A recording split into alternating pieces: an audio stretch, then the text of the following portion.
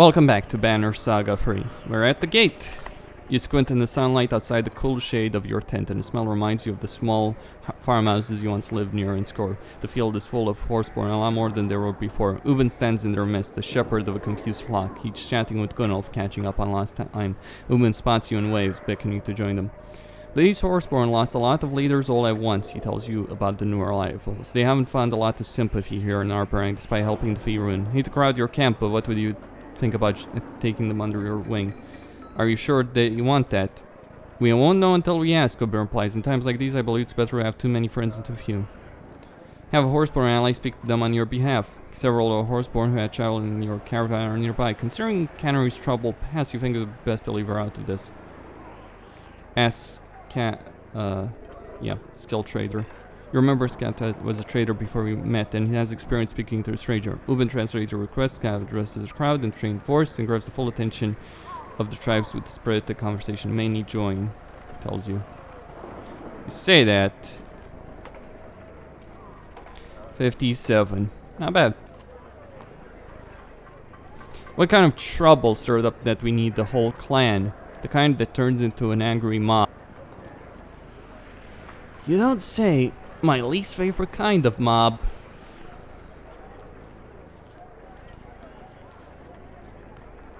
'72 renown. Okay, let's see what else are we gonna deal with it over here.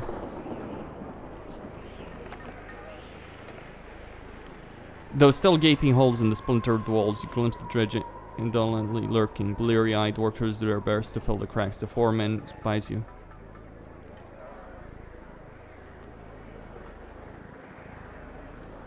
Give them enough fighters to get the job done and quick, a few dozen at least. The foreman prowls through your caravan, browbeating anyone healthy enough to shoulder temper. Not all who join show enthusiasm, weary as Sunder saw left them, but the cause is worthy. Alright, 20 fighters, not bad. Patch the walls, right? As best we can. I mean, they did seem to be getting repaired, right?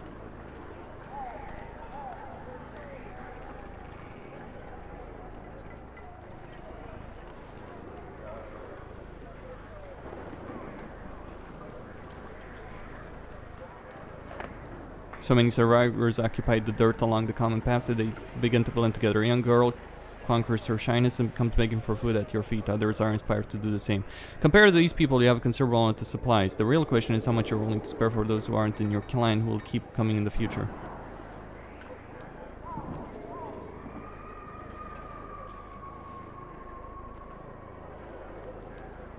Share your own personal supply and allow your clansmen to do as they please. You hand the girl a small bundle and ruffle her hair.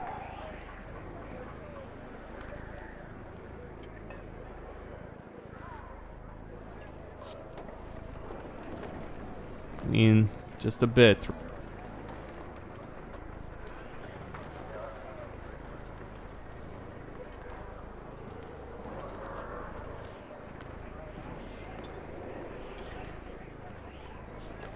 I need those supplies. It's just a fact.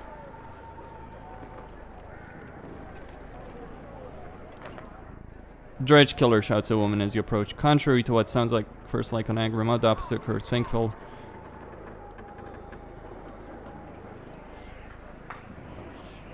Well, I personally know the Valka are well on their way of fixing this.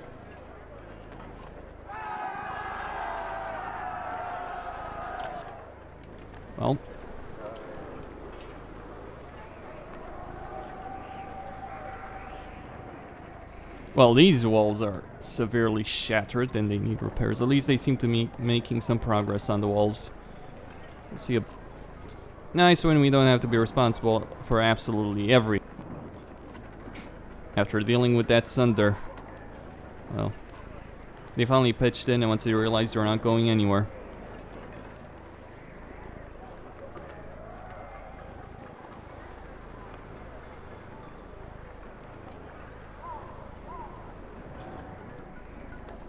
I don't know why, but I find myself instinctively worrying about Alette as I approach the gates, even though I know she's gone.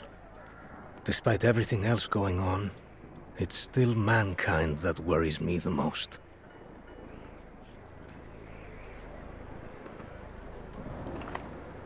A growing crowd is gathering at the gates. It's easy to tell the curious bystanders from the hard and darkened faces of Ruga's loyalists, but there are plenty of different colors being flown here. The Varl are also nearby, looking uncomfortable. As you step forward, the disgruntled murmur of crowd turns into the squeaking of rats skittering into hiding holes. Ruga, as always, wears the satisfied smile of a man who tried his own humility and battle and his ambition long ago. What do you want?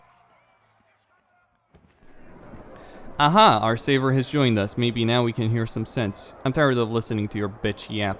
You'd prefer it to my bite. That's why a vicious dog should be muzzled.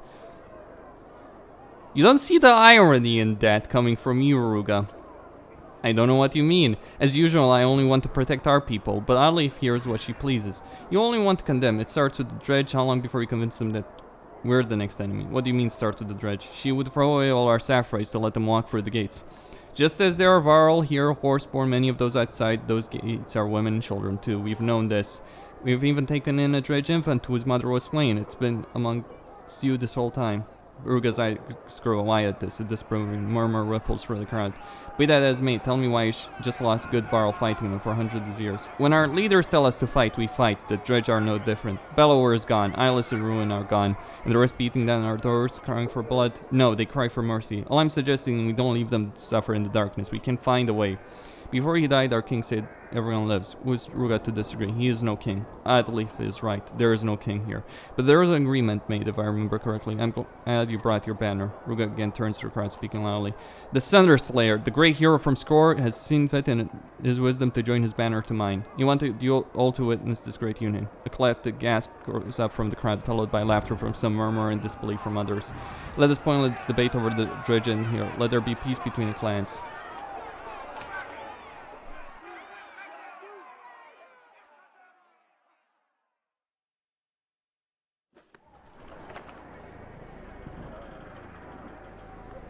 Okay. You can see the terminal rising between the clouds of both sides. Trusted clansmen demand to know how you could deliver.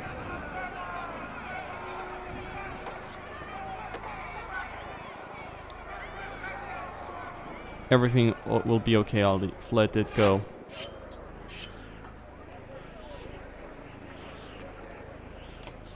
Well.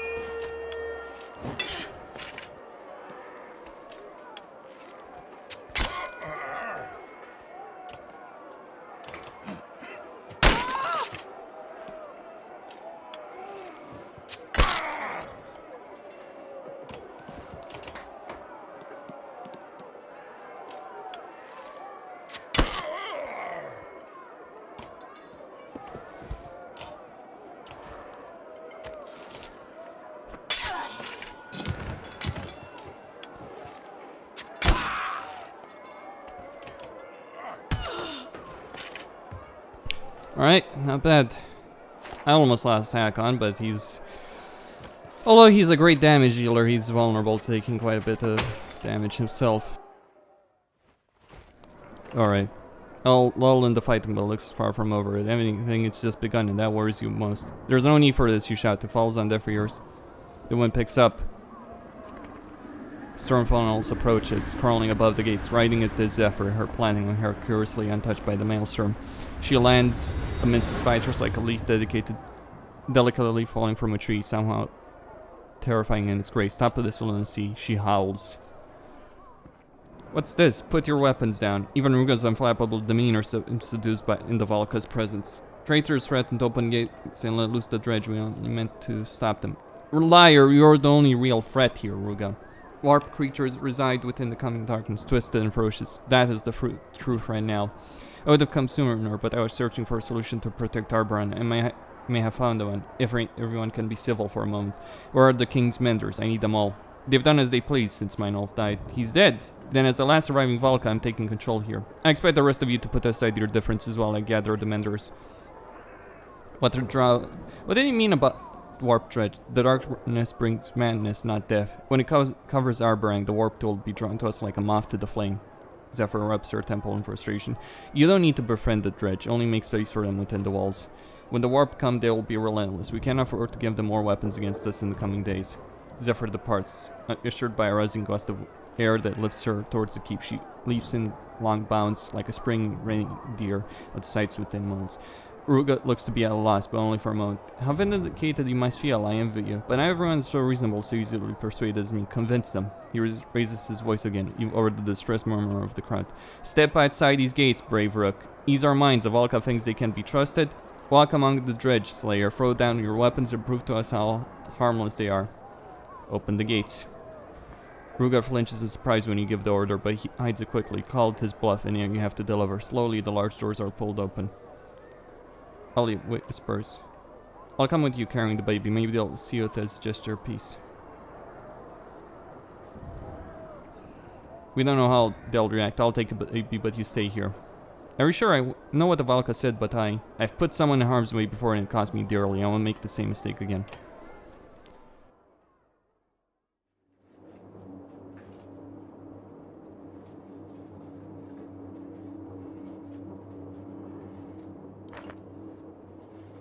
You take a deep breath. Someone pushes Cord banner into your hand and weighs heavily as the child in your underarm. The dredge stands shoulder to shoulder beyond the gates. The warbling stops as you approach. There are many yellow eyes turn in your direction like a field of sunflowers. You force your legs to move. The dredge part around you feels suffocating, even though they do nothing but watch. Now you're completely surrounded. You turn around where you fully captivate clansmen stare breathlessly from inside the walls. The dredge nearby look with curiosity at the dredge child. They're still as if itself afraid to breathe. You raise the banner. Dredge follow you as you walk back into Arberrang. They follow you through the gate. They follow into the courtyard. And then a man shouts. You see his face clearly, but it'll kill us all. The Storm Guard carrying the shield looks back at you, then the Dredge child, then back to her. Arberrang is broken. Now the strength of your banner will determine how long you can hold out while Ivor and Valka push on to their determination. Your choices up to this point, the number of clansmen, fighters, varl, and supplies remaining by you days of survival. When your days run out, catastrophe will follow. Use this time wisely.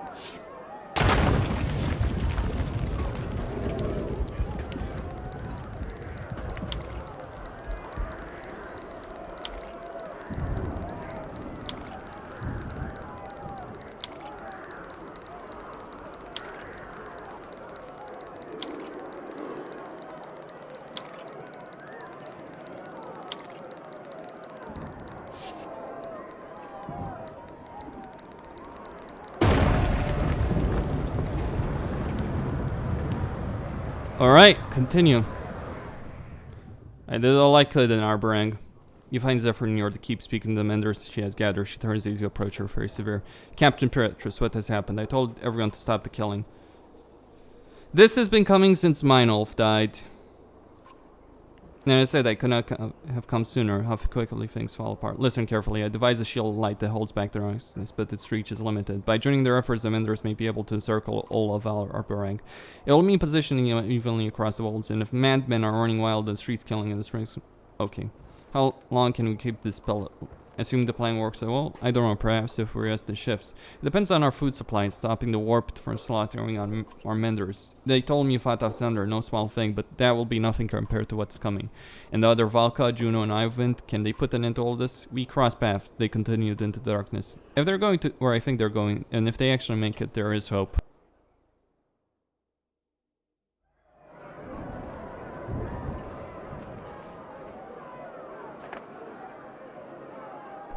You lead a group of Zephyr's Menders towards the gates where the fighting is worse. The darkness is already drawn close, throwing suit in the air. We push into Orpheus to clear space for the Menders to do their work. Men fight dredge, men fight men. The fighting curls are only on wildfire until you're engulfed in it. Despite your best efforts, once one bare-chested, shrieking madman charges you, but is crushed into the by the heavy stone bludgeon of a nearby colossus. The stone guard stares at you, and something makes you think it may be the same one who shielded you from a spear earlier. Bloody men encircle you like vultures. Screeching trill insults. Traitors, ravens, starvers. The stone guard's not some kind of understanding. It seems to recognize you too.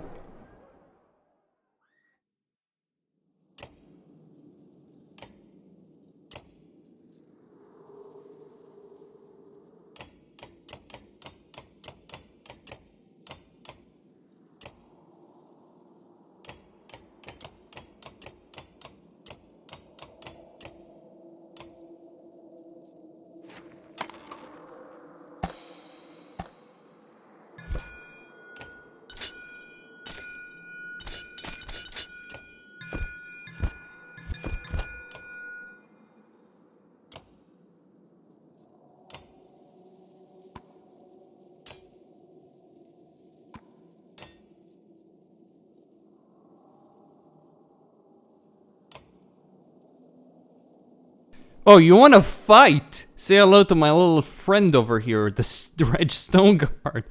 After fighting these fucking things for so long, it will be damn nice to actually have a... The Menders must not fall. Yeah, well, this will be fucking easy, really.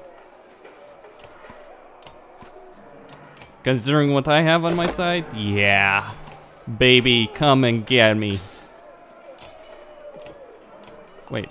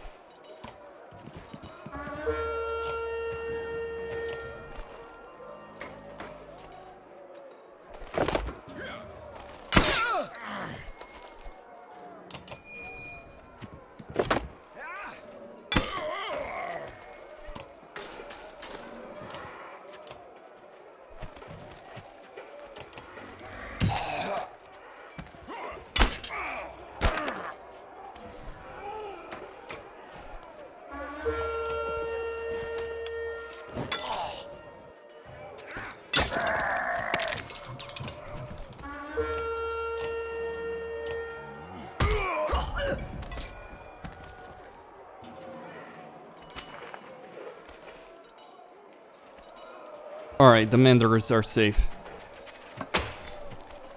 We need to hold Arberrang. Get those Menders up on the walls, Petrus shouts to the guards, and keep everyone else away. The strong guy follows you like lost puppies, carrying away any struggling fighters away from ours. Better guards, okay. Now.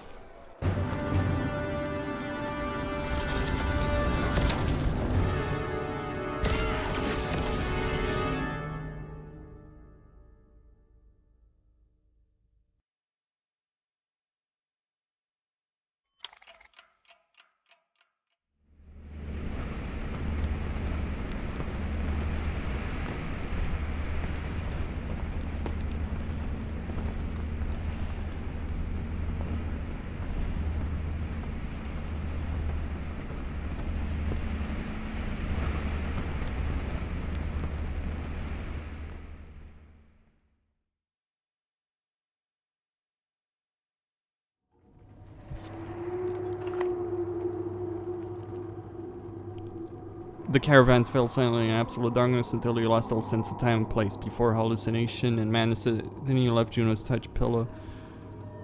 You left Juno's touch pillow you into sleep state and protect from the worst of it. Now dim light finally reveals approaching ground, like an island rising from the midnight sea. You touch the ground lightly, then heavily, and your stomach lurches. Your face still burns from the wound Balric gave you. Walking is like you've never done before. It made sick in my head, then on spar.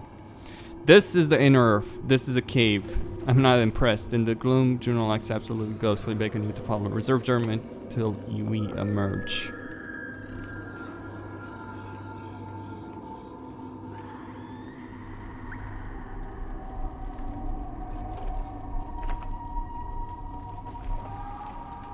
The Mender's light plays tricks with the crags. Shadows dance across sharp edges and distend cavities. Oh hey, someone sings. Almost apologetic. I may have a problem. Ditch is sitting on the ground. He appears to miss me, but that single has been swallowed up by a deep narrow hole.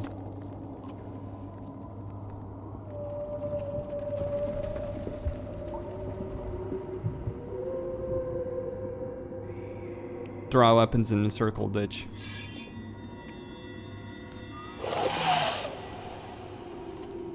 Alright, another battle.